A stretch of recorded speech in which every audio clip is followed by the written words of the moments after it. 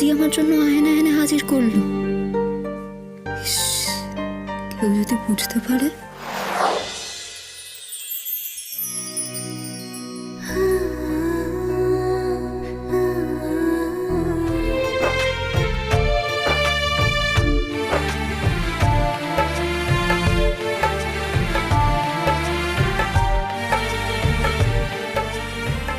তুমি তো নিজেকে দেখতে পাচ্ছ না, তুমি কেমন নাচছো তুমি বুঝতে পারছো?